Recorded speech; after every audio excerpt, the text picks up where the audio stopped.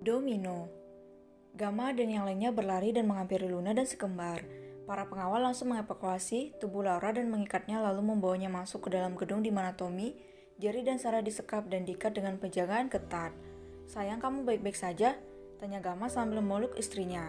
Dia benar-benar khawatir dan kaget saat melihat Luna terkulai di atas tanah beberapa saat lalu. "Sebenarnya ada apa? Kenapa dia bisa sampai ke tempat ini? Apa yang dilakukan Jalang itu?" tanya Ken dengan nada dingin. "Tenang Kak Ken, ini semua rencana Luna. Hehe," kekeh wanita dua anak itu sambil tersenyum manis ke arah mereka semua. Mereka terkejut bukan main mendengar jawaban Luna. Bagaimana bisa Luna merencanakan itu semua, pikir mereka. Akhirnya Luna menjelaskan apa yang sebenarnya terjadi saat mereka di dalam gedung itu tadi. Luna yang mengawasi mereka semua, tiba-tiba teringat dengan penyusup yang masuk ke dalam rumah besar Park. Dia benar-benar ingin menyelesaikan semua masalah yang menghampiri mereka dalam sekali serangan. Oleh karena itu, Luna dengan liciknya mengirimkan lokasi keberadaan mereka dengan menggunakan nomor palsu dan berbuat seolah-olah kalau dia ingin bekerja sama dengan Laura. Laura yang mudah terpancing dan dikuasai dengan keinginan balas dendam yang begitu kuat, membuat dia dengan begitu saja percaya pada panggilan misterius dan pesan misterius itu. Luna memanggil salah satu pengawal mereka untuk berbicara pada wanita licik itu. Dia dengan sengaja mengirimkan foto-foto di mana mereka berada sekarang. Kemudian bekerja sama dengan pelayan di rumah besar Park untuk membiarkan wanita itu lolos dari rumah besar Park. Luna terus-menerus memancing Laura hingga wanita itu mengikuti arahannya dan malah datang mengantarkan nyawa pada mereka. Para anak buah diperintahkannya untuk tidak ikut campur dan membiarkan apa saja yang dilakukan wanita itu selama tidak membahayakan nyawa Luna dan Kristan. Padahal cukup mudah bagi para pengawal itu untuk melumpuhkan Laura. Luna yang dengan sengaja meletakkan pistol gelembung sabun di kursi mobilnya membuat para pengawal tenang namun berusaha sebaik mungkin untuk berakting agar Laura tidak curiga. Mendengar penjelasan Luna membuat semuanya bernapas lega, tapi lain halnya dengan Gamma, dia malah marah dan kesal pada istrinya karena telah membahayakan nyawanya sendiri dan juga anak-anak mereka. "Kau selalu bertindak sendirian. Kenapa kau tidak bilang kalau akan melakukan hal itu? Kau selalu melakukan sesuatu yang ada di luar rencana kita. Kau pikir aku tidak takut, Luna?" ucap Gamma dengan nada sedikit meninggi. Wajahnya benar-benar marah. Yang lain hanya bisa diam jika Gamma sudah marah seperti ini. "Aku tahu kau punya kemampuan yang hebat, bahkan melebihi orang lain, tapi tak bisakah kau setidaknya mengandalkanku untuk menyelesaikan itu, nah? Setidaknya beritahu padaku kalau kau akan melakukan hal seperti itu. Kau? Kau benar-benar membuatku kecewa," ucap Gamma sambil mengusap kasar wajahnya. Dia berjalan menjauh dari mereka.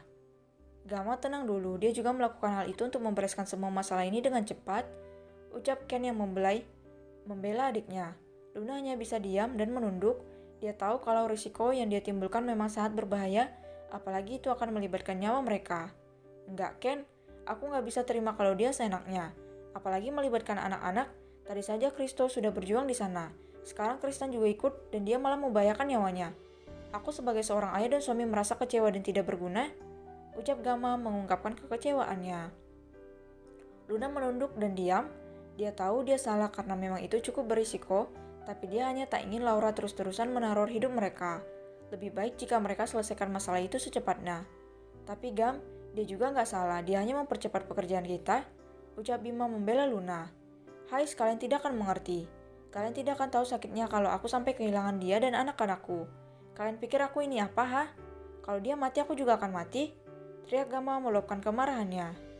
Dia memijit pelipisnya, dia benar-benar kesal karena perbuatan istrinya. "Sayang, maaf," ucap Luna sambil berusaha menatap Gamma. Kau membuatku benar-benar kecewa, Luna. Aku merasa gagal menjadi seorang suami. Aku benar-benar merasa tidak berguna. Hai, terserahlah, lakukan saja semua sesuka hatimu. Aku tak akan peduli lagi, kau selalu berbuat seenak hati," ketus Gamma. "Cepat bawa Selin ke tempat dokter George, dia butuh penanganan. Sekap saja para bajingan itu di sana. Ayo pulang, aku sudah muak di sini. Tak ada yang benar-benar mengandalkanku sebagai seorang suami," ketus Gamma sambil membuka pintu mobil untuk si kembar. "Masuk, nak. Kalian duduk di samping papa," ucap Gamma dan si kembar hanya bisa menurut. Luna masuk ke dalam kursi penumpang. Dia merasa benar-benar sedih saat ini. Ingin dia menangis tapi gengsinya terlalu tinggi. Yang lain hanya bisa mendesah. Berat melihat pertengkaran mereka tanpa bisa berbuat apa-apa. "Aku jadi merasa bersalah pada Luna," ucap Selin pada Bima yang memasukkannya ke dalam mobil dan duduk di samping istrinya dengan Aiden dan Mark di kursi depan. Alex dan Ken pergi ke belakang. Mereka mengurus keempat manusia tanpa akhlak yang dengan beraninya mengantarkan nyawa mereka kepada kawanan serigala lapar. Jangan merasa bersalah sayang, memang yang dikatakan Gama itu benar. Luna bisa membahayakan nyawanya dan si kembar kalau bertindak seperti itu, jelas Bima sambil memperbaiki jaketnya di tubuh istrinya. Mereka semua berangkat menuju tujuan mereka masing-masing. Aiden dan yang lainnya berangkat menuju rumah sakit, sedangkan keluarga kecil Park pulang menuju rumah Aiden. Sepanjang perjalanan tak ada pembicaraan di dalam mobil. Gama, Luna melirik suaminya yang bahkan tidak mau melihatnya. Si kembar juga tidak bisa berbuat apa-apa. Sayang, maaf. Diri Luna, dia memberanikan dirinya untuk berbicara meskipun dia takut Gama akan marah pada dirinya. Namun Gama tidak menanggapinya.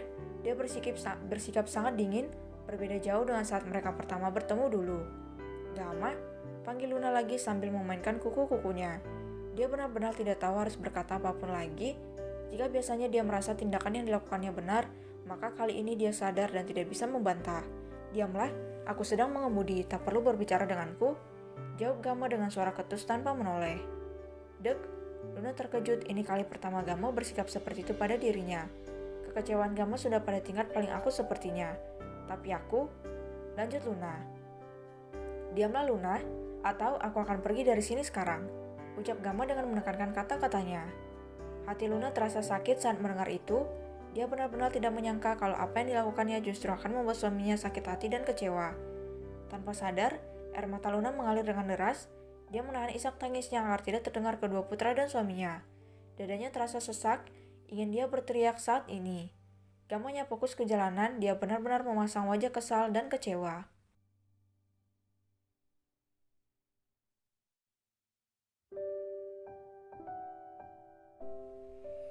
Dua kisah. Mobil Gama tiba di rumah milik Aiden. Mereka semua keluar dengan diam. Si kembar digendong oleh Gama sedangkan Luna dibiarkan sendirian. Gama tidak mengubris Luna, perasaannya benar-benar kesal saat ini. Dia melegang masuk ke dalam rumah lalu menurunkan si kembar. Mereka disambut oleh Mika dan yang lainnya. Luna hanya bisa diam, dia mengekori suaminya dari belakang. Mereka yang melihat wajah Gama benar-benar dingin tidak berani bertanya. Apalagi saat melihat Luna menangis. Nah, ada apa? Tanya Andin sahabatnya yang menghampiri Luna. Luna menatap Andin yang menghamburkan pelukannya pada wanita itu. Hiks, Andin, bagaimana ini? Aku benar-benar membuat Gama kecewa, dia marah padaku. Tangis Luna.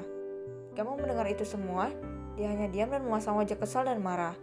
Pria itu keluar dari rumah dengan membawa kunci mobilnya tanpa bicara apapun pada Luna. Kamu mau kemana? Panggil Andin.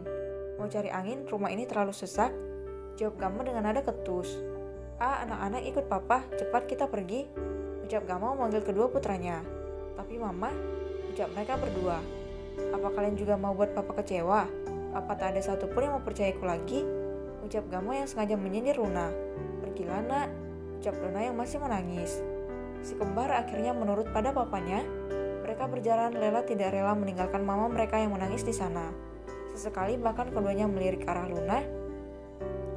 Gama membawa serta si kembar lalu pergi entah kemana. Setelah kepergian mereka, Luna duduk di atas lantai, dia terisak, dadanya terasa sesak. Dia menangis sambil menepuk-nepuk dadanya.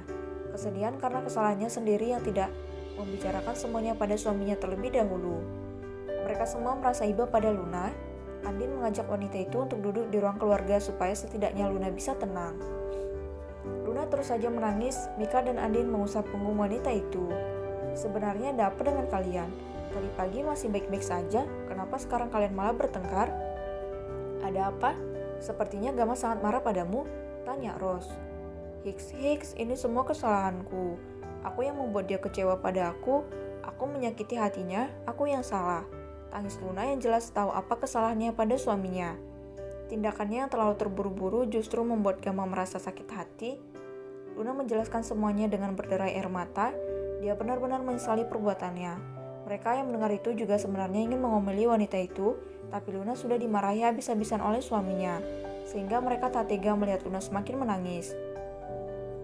Lain halnya dengan Rose, si ibu hamil itu, dia menatap kesal ke arah Luna. Pantas saja dia marah padamu. Kamu membuatnya seperti tidak berharga Luna sayang. Kau juga harus mendiskusikan segala sesuatu pada suamimu. Tentu saja dia kecewa. Sekarang kau hanya bisa menangis kan? Biasanya kau bijak, tapi kenapa kali ini kau tidak seperti itu? Ucap Rose. Sudahlah Kak Rose, setidaknya Luna tahu apa kesalahannya.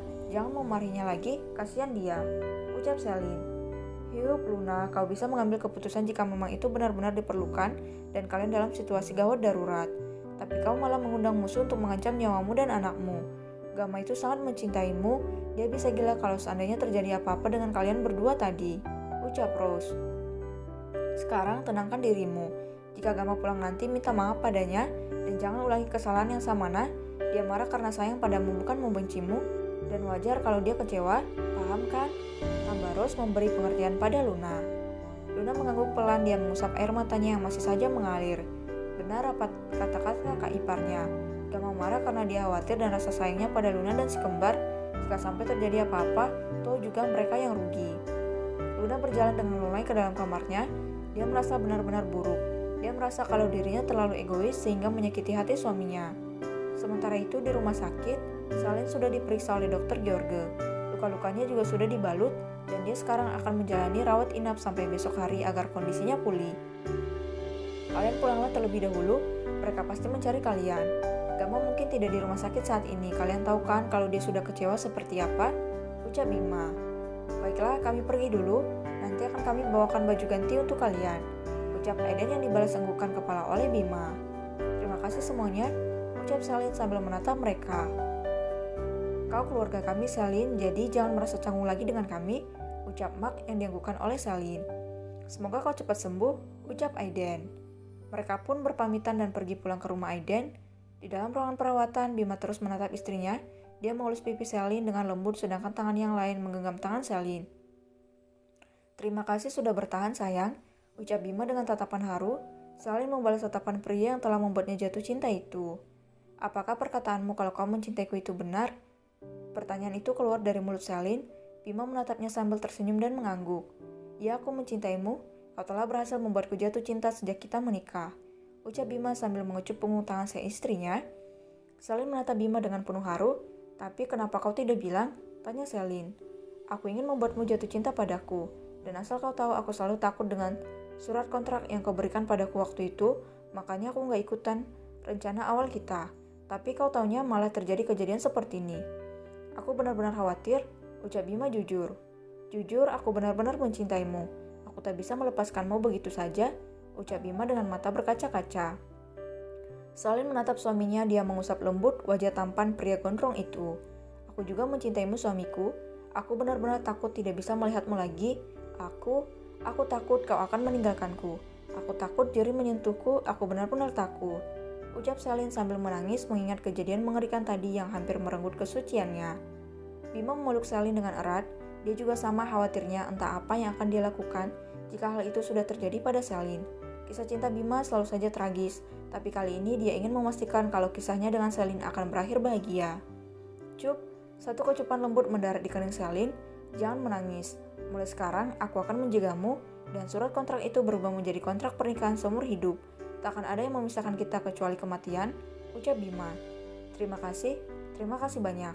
Terima kasih, Hiks. Celine memeluk erat suaminya dengan air mata kebahagiaan. Kalau begitu, kita akan menikah sekali lagi sayang. Aku akan mengabari keluarga di Swiss dan menjemput ibu mertua dan adikmu ke Jakarta. Aku ingin semua orang tahu kalau Celine adalah Nyonya Bima Satria, ucap Bima yang dibalas anggukan dan air mata bahagia oleh Celine. Jika ada yang mengatakan cinta sejati itu tidak ada, maka kau salah. Satu orang dengan nasib percintaan yang berujung tragis seperti autor, ups, jadi curhat, hahaha.